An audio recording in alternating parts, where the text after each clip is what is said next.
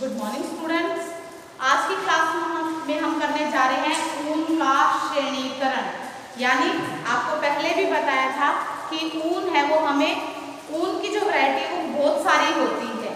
तो ऊन की जो वैरायटी है वो किस पर डिपेंड करती है, यानी बहुत सारी नस्ल की भेड़ें होती है, उनसे क्या है हमें ऊन प्राप्त होती है।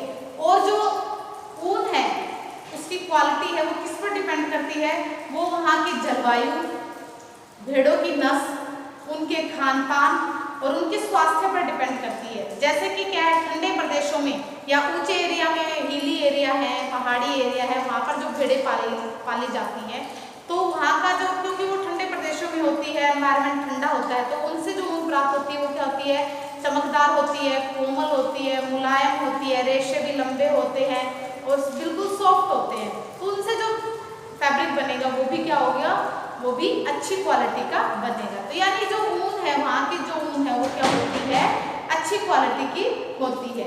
इसके विपरीत अगर हम बात करते हैं उष्ण प्रदेश में जो भेड़ें पाई जाती है, उनसे जो ऊन प्राप्त होती है वो क्या होती है, निम्न क्वालिटी की मानी जाती है। क्यों मानी जाती है, उनका रीजन ये है क्योंकि वहाँ का एनवायरनमेंट एक तो गर्म होता है, फिर दूसरा रीजन होता है कि क्या है, खान पान का फर्क पड़ता है। तो इस प्रकार से क्या है, उनसे जो ऊन जो गर्मी वाले एरिया में जो रहती है, गर्म एरिया में जो भेड़ें रहती है, उनसे जो ऊन प्राप्त होती है वो क्या होती है, रुक्स होती है, कड़ी होती है, खुरदरी होती है, मोटी होती है। तो उससे क्या है, जो उनसे जो फैब्रिक बनता है या कपड़ा बनता है वो क्या है, अच्छी क्वालिटी का नहीं होता है। और बाकी बात की थी, पहले भी की थी कि जो ऊन की क्वालिटी है वो किस पर डिपेंड करती है, उसके आहार पर डिपेंड करती है, भेड़ों की किस्म पर डिपेंड करती है, यानी उसकी नस्ल पर डिपेंड करती है कि उनकी नस्ल कौन सी नस्ल है। अब फिर बात करते हैं उनके स्वास्थ्य की बात करते हैं, उनके खान पान की बात करते हैं। अगर भेड़ें स्वस्थ हैं और उनको संतुलित पौष्टिक आहार दिया जाता है तो उनसे जो ऊन प्राप्त होगी वो क्या होगी, उत्तम क्वालिटी की ऊन प्राप्त होगी। इसके विपरीत अगर भेड़ बीमार है और उनको अच्छा खाना नहीं दिया जाता है तो उनसे जो ऊन प्राप्त होगी वो क्या होगी, निम्न क्वालिटी की ऊन होगी। तो ये सब क्या है, उसकी नस्ल और उनके खान पान पर डिपेंड करते हैं। अब बात करते हैं ऊन के श्रेणीकरण की। तो ऊन का जो श्रेणीकरण है उसे 4 भागों में बांटा गया है। तो सबसे पहले जो ऊन प्राप्त होती है, सबसे पहले बात करते हैं प्रथम श्रेणी की ऊन की बात करते हैं। प्रथम श्रेणी की ऊन, अब इसमें हम अली जो प्रथम श्रेणी के अंतर्गत आती है वो सबसे पहले आती है मेरिनो ऊन आती है। आपको बताया था सबसे पहले कि मेरिनो ऊन है वो क्या है, अच्छी क्वालिटी की होती है और वो किससे मिलती है, मेरिनो भेड़ होती है, उससे क्या है ये ऊन मिलती है हमें। तो ये क्या है, जो मेरिनो ऊन है वो इसी श्रेणी के अंतर्गत आती है। ये मेरिनो जाति की भेड़ों के बालों से प्राप्त की जाती है। सर्वप्रथम मेरिनो जाति के भेड़ों को स्पेन में गडरियों द्वारा पाला जाता था। इसके बालों से बने ऊनी वस्त्र उत्कृष्ट कोटि के सर्वश्रेष्ठ होते थे। स्पेन के बने मेरिनो ऊनी वस्त्र अपनी उत्कृष्टता, सुंदरता, उत्तमता, कोमलता और बारीकी के लिए बहुत ज्यादा प्रसिद्ध थे। वर्तमान में अन्य देश भी स्पेन से भेड़ मंगवाकर क्या है, उनका उत्पादन कर रहे हैं और वह ऊनी वस्त्र का निर्माण कर रहे हैं। मेरिनो ऊन के रेशों की लंबाई लगभग 1 से 5 इंच होती है। इसकी जो इसके रेशों की लंबाई जो होती है 1 इंच से लेकर 5 इंच तक की होती है, यानी इनकी लेंथ जो होती है रेशो। इसके रेश से छोटे होते हुए भी अत्यंत क्या होते हैं, कोमल, मजबूत, सूक्ष्म और क्या है, महीन, बारीक एवं सौंदर्य युक्त होते हैं। और इनमें सल्कों की संख्या सबसे अधिक 3000 से 4000 प्रति इंच पाई जाती है। अब सल्कें होती है, जैसे हमारी ऊन का रेशा ये है, आपने देखा होगा कि इस प्रकार की क्या होती है। अब उसको सूक्ष्म दृष्टि से देखते हैं तो पता चलते हैं। तो ऐसे ऐसे क्या है, बहुत ज्यादा क्या होती है, ऐसे ऐसे ऊन होती है, इस टाइप से बनी होती है। उसमें ये क्या होती है, सल्कें होती हैं। तो प्रति इंच यानी 1 इंच के अंदर कितनी है, यानी 1 इंच इतना है, तो 1 इंच के अंदर क्या है, 3000 से लेकर 4000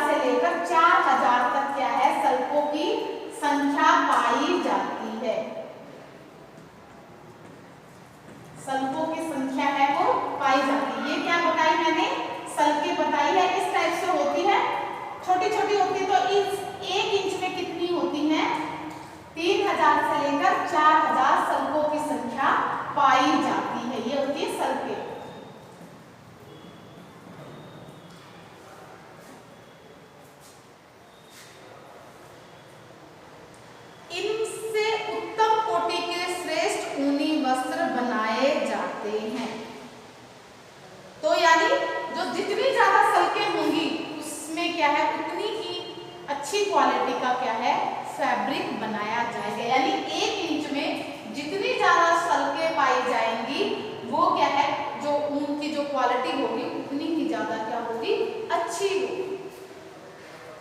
अब बात करते हैं द्वितीय श्रेणी की ऊन। अब बात करते हैं द्वितीय श्रेणी की ऊन की। द्वितीय श्रेणी की ऊन की बात करते हैं इसमें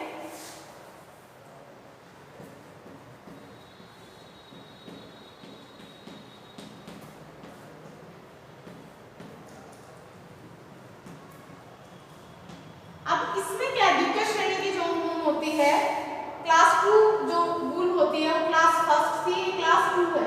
अब इसमें क्या है इस श्रेणी के ऊन के रेशों की प्राप्ति जिन भेड़ों से होती है वे मुख्यतः कहां पर मिलती हैं इंग्लैंड में, स्कॉटलैंड में, आयरलैंड में तथा वेल्स में पाई जाती हैं। यानी अपने इंडिया में इस प्रकार की भेड़ें वो नहीं पाई जाती, तो ये क्या है ये ज्यादातर वहां पर पाई जाती हैं। और क्या है अब इनकी जातियां लगभग क्या है अब धीरे धीरे क्या है अन्य देशों में भी क्या है ये धीरे धीरे इनका भी पालन किया जा रहा है और वस्त्रों का उत्पादन किया जा रहा है। लेकिन क्या है ज्यादातर जो ये जो क्वालिटी है वो कहां पर मिलती है इन्हीं देशों में मिलती है। ब्रिटेन से बनी जो ऊनी वस्त्र है अपनी सूक्ष्मता, कोमलता, सुंदरता के कारण विश्व भर में प्रसिद्ध होते हैं। जो क्लास सेकंड वूल है वो कहाँ की प्रसिद्ध है ब्रिटेन की जो ऊन है वो सबसे ज्यादा प्रसिद्ध ऊन है। द्वितीय श्रेणी के ऊन भी उत्तम किस्म के होते हैं। ये नहीं है कि यही अच्छी होती ये वाली भी क्या होती है अच्छी होती है, परंतु ये मेरिनो ऊन की बराबरी नहीं कर सकते। लेकिन इसका जो कंपैरिजन है इसकी जो बराबरी है वो कोई भी ऊन नहीं कर सकती, क्योंकि ये तो क्या है सर्वश्रेष्ठ ऊन की उसके अंतर्गत आती है। इसके रेशे 2 से 4 इंच तक लंबे होते हैं। अब उसके कितने होते थे उसके बताए थे 1 से लेकर 5 इंच होते हैं। इसके रेशे होते हैं 2 से 4 इंच तक क्या होते हैं इसके रेशे लंबे होते हैं। और इसमें जो सल्कें पाई जाती है वो संख्या बहुत अधिक परंतु मेरिनो ऊन से कम पाई जाती है। जैसा कि मैंने पहले बताया था कि सल्कें जितनी ज्यादा होंगी उतनी ज्यादा ही क्या होगी ऊन की क्वालिटी अच्छी होगी। तो इसके कंपैरिजन में मेरिनो ऊन के कंपैरिजन में क्या है जो द्वितीय श्रेणी की ऊन है उसमें सल्कों की संख्या क्या होती है कम होती है। सल्कों की संख्या क्या है कम पाई जाती है, संख्या है वो कम पाई जाती है।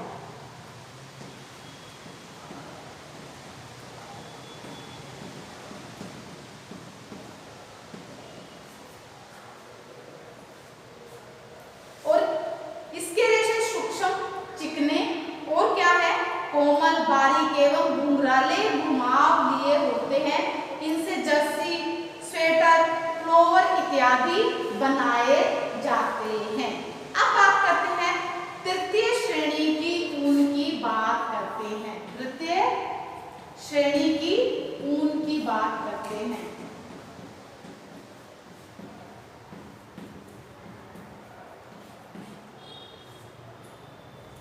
क्लास थर्ड जो है ऊन उसकी बात करते हैं। तृतीय श्रेणी की ऊन जिन भेड़ों से प्राप्त की जाती है वे मुख्यतः कहां पर मिलती है इंग्लैंड एवं अमेरिका की ही थे। इसके रेशे 4 से 18 इंच तक लंबे, जो इसके रेशे थे वो क्या होते थे 4 इंच से लेकर 18 इंच तक लंबे होते थे। यानी लेंथ क्या होती है इनकी ज्यादा होती है, परंतु इसके रेशे थे क्या होते थे मोटे, खुरदरे, रुक्ष, कड़कीले होते थे। इनमें सल्कों एवं घुमावों की संख्या काफी कम होती है। यानी इसमें क्या बताया है घुंघराले होते हैं, क्रिम्प होते हैं, क्रिम्प होते हैं वो क्या होते हैं यानी घुंघरालापन जो होता है वो कम होता है। आपने देखा होगा ऊन में क्या होती है घुंघराली होती है, तो इसमें ये घुंघराली कम होती है। और क्या है इसमें सल्कों की संख्या भी क्या है इनके कंपैरिजन में कम पाई जाती है।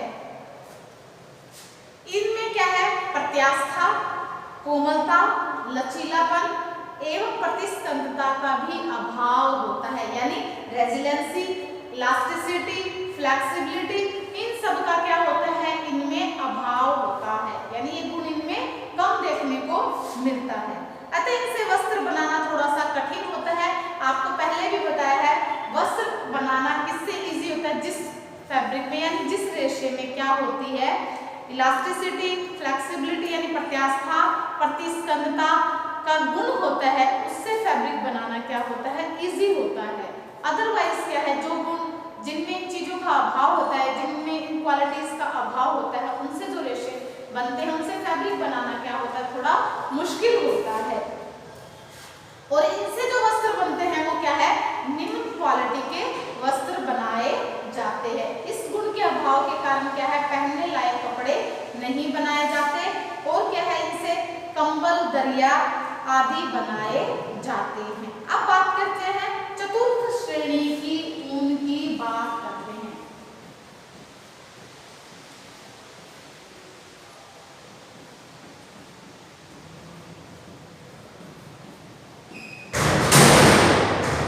चतुर्थ श्रेणी की ऊन की बात करते हैं। मिली जुली जाति की भेड़ों और क्या है, माइग्रेट जाति की भेड़ों से चतुर्थ श्रेणी की ऊन प्राप्त होती है। यानी ये तो अच्छी क्वालिटी की ऊन हो गई, लेकिन इनमें क्या है, मिली जुली जाति की भेड़ें होती है, अलग अलग जाति की भेड़ें हैं, उनके रेशों को आपस में मिला लिया जाता है, उनसे क्या है, फैब्रिक तैयार किया जाता है।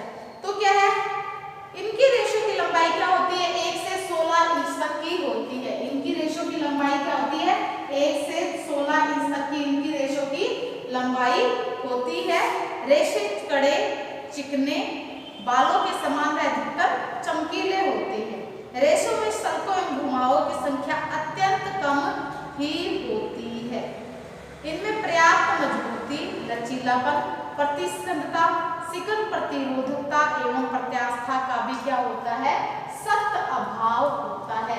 यानी इसके कंपैरिजन में क्या है, जो तृतीय श्रेणी की ऊन है, इनमें क्या बताया था हमने कि जो इलास्टिसिटी है, रेजिलेंसी है, फ्लेक्सिबिलिटी है, वो क्या होती है, इनमें कम होती है।